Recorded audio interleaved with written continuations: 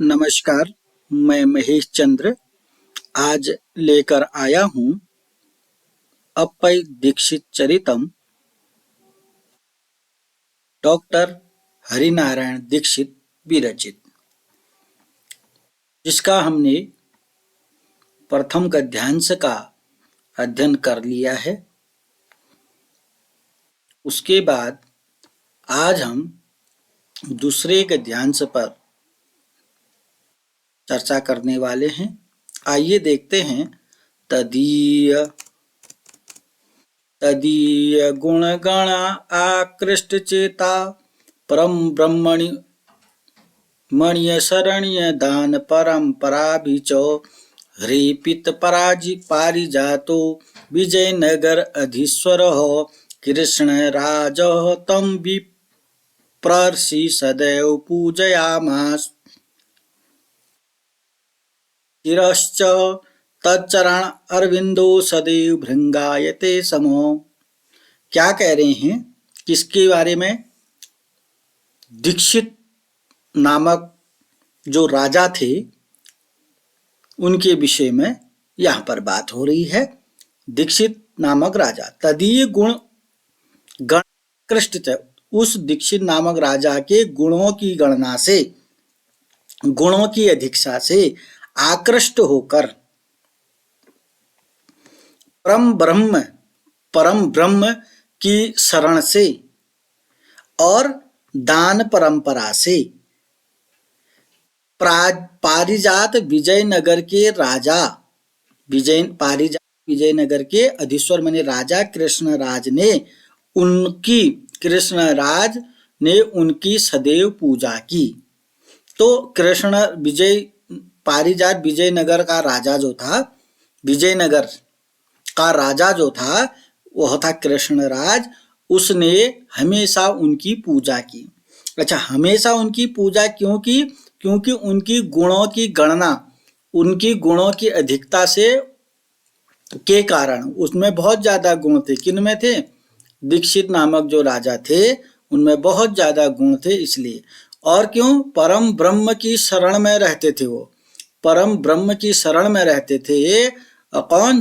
दीक्षित नामक राजा। और दान परंपरा वाले थे, दान परंपरा में प्रवीण थे। इसलिए पारिजात विजयनगर के राजा ने उस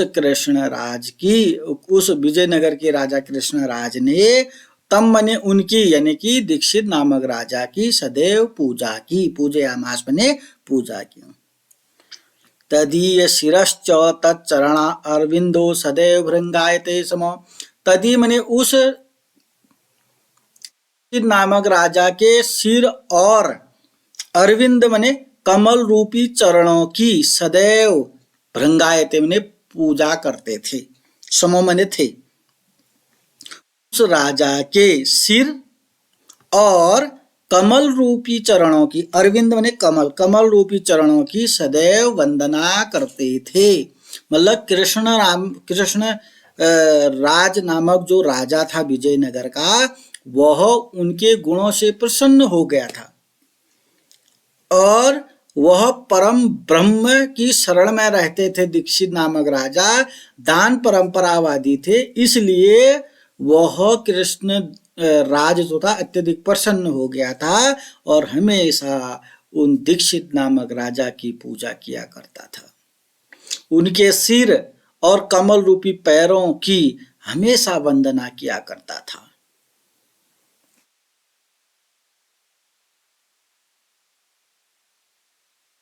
अब देखिएगा। तस्सी सुमेधसः द्वे पत्न्यो बभूवतु ययो जायसी स्मार्ता कनीयसी च वैष्णवी आसीत्। अपि चतुरः पुत्रान् जनयामासतु यद्यपि ते सर्वे अपि अष्टो भ्रातरः अलौकिकेन स्वीयेन शीलेन विलक्षणया प्रतिभया अव्याज मनोहरेण सौन्दर्येण अद्वितीयेन श्रुतेन अस्टाभि दिक्पालय अष्टाभि च दिशो निज दीप्त्या द्योतयितुम् अवलम्ब बुभु भू किंतु कनीयस्यां धर्मपत्न्यां जातेषु जातकेषु न केवलं वयसा एव अपि तु यशसा तेजसा मेधया अपि च ज्येष्ठो रंगराज अध्वरी नामा बालः तु विशिष्ट एव आसीत्। ये देखना है आपको। तस्य मने उसके, सुमेधस मने उस, सुमेधस मने बुद्धिमान दीक्षित नामक राजा के, द्वे मने दो, पत्नियों मने पत्नियां, बभूवतु मने हुए। मतलब पहले के तो राजाओं की पत्नियां 2, 3, 4 हुआ करती थी, लेकिन जो दीक्षित नामक राजा था, तस्य मने उसके, उस सुमेधस मने बुद्धिमान दीक्षित नामक राजा के 2 पत्नियां हुई। कितने? 2 पत्नियां। ययो मने जिनमें जायसी समारता, जायसी मने बड़ी वाली, ययो मने जिनमें बड़ी वाली का नाम समारता था। कनीयसी च वैष्णवी आसीत, कनीयसी मने छोटी वाली का नाम वैष्णवी था। पत्नियों के नाम क्लियर हो गए। जिनमें बड़ी वाली का नाम समारता था, कनीयसी मने छोटी वाली का नाम वैष्णवी आसीत मने था। अपि चतुर पुत्रान जनया मासतु, ते मने उन, द्वे मने दोनों ने, अपि मने भी, उन दोनों ने भी, चतुर मने 4 पुत्रान मने पुत्रों को जनया मासतु मने उत्पन्न किया। मतलब उन दोनों पत्नियों के 4 लड़के हुए, बच्चे हुए। पुत्रान, पुत्रों को जन्म दिया। क्लियर है इतना? चलिए सरल होगा।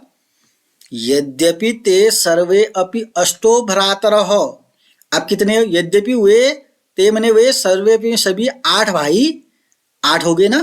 भाई कितने हो गए? 8। अलौकिकेन, स्वीयेन मने अपने, शीलेन मने स्वभाव से। वो 8 के 8 जो भाई थे अलौकिक स्वभाव वाले थे, वो अलौकिक स्वभाव था उनका। अलौकिक अद्वितीय अपना स्वभाव, स्वीयेन मने अपना, शीलेन मने स्वभाव से। विलक्षणया प्रतिभया, विलक्षण प्रतिभा से। अव्याज मनोहरेण, अव्याज मनोहर से। सौंदर्य से, सभी में से, सभी में तृतीया विभक्ति है इसलिए से चिन्ह आ गया। वे 8 जो भाई थे अलौकिक अपने स्वभाव से, विलक्षण प्रतिभा से, अव्याज मनोहरता से, सौंदर्य से, सुंदरता से, अद्वितीय थे। अद्वितीय माने अद्वितीय थे, अनोखे थे। श्रुतेन, अद्वितीय श्रुतेन, अद्वितीय किसमें थे? श्रुते, वेद पाठ करने में भी अद्वितीय थे वो। श्रुति ज्ञान यानी वेद पाठ पढ़ने में भी, वेदों के ज्ञान में भी अद्वितीय थे, अनोखे थे। और अष्टावी दिक्पाल, 8 दिक्पालों के समान, दिक्पाल 8 दिशाओं के समान। अष्टावी माने 8 दिक्पालों के, यु माने समान। अष्टावी चौ दिशो, 8 दिशाओं को, निज दीप्त्या माने अपनी दीप्ति से, द्योतयितुम अवलंब बुभु, द्योतयितुम माने प्रकाशित करते थे। वो 8 भाई जो थे 8 दिक्पालों के समान 8 दिशाओं को अपनी दीप्ति से, अपने तेज से, क्योंकि तेज भी लिखा था कहीं, तेज लिखा था ना कहीं, तो अपने तेज से, अपने तेज से क्या करते थे? 8 दिशाओं को प्रकाशित करते थे।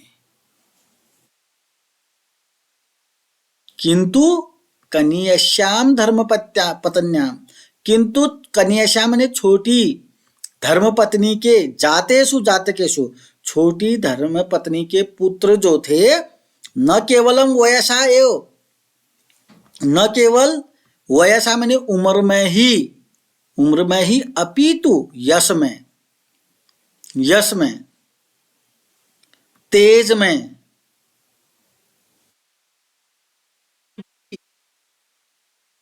श्रेष्ठो माने श्रेष्ठ थे।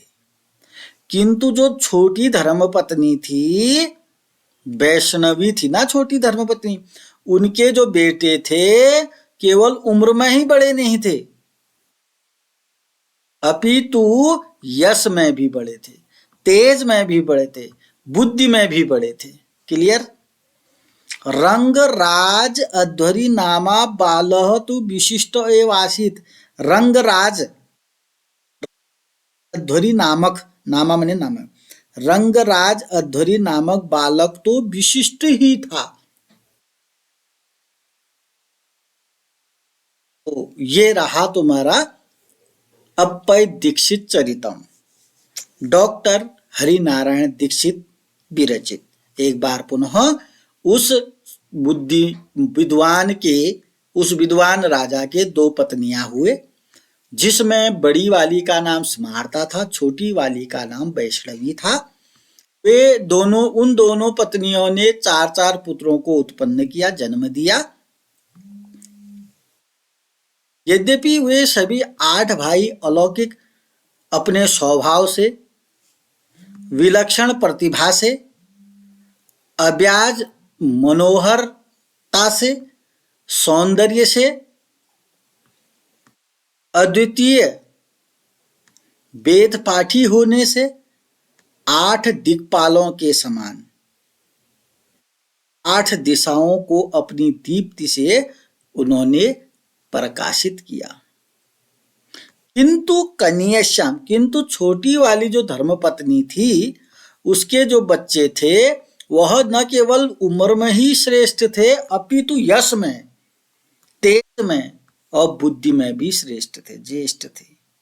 रंगराज नामक बालक तो विशिष्ट ही था। तो आप ये जो मैंने अनुवाद लिखा है इसका भी सहारा ले सकते हैं, लेकिन आपको इस गद्यांश से संबंधित कुछ प्रश्न पूछे जा रहे हैं, जिसका आपको कमेंट बॉक्स में उत्तर लिखना है। पहला प्रश्न है, प्रस्तुत गद्यांश का संदर्भ लिखिए।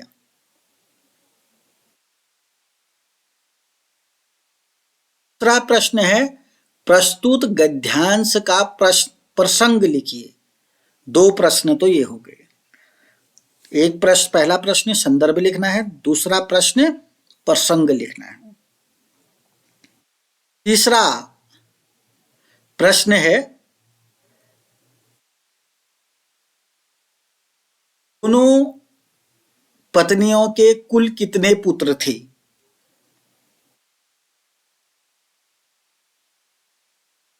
चौथा प्रश्न है,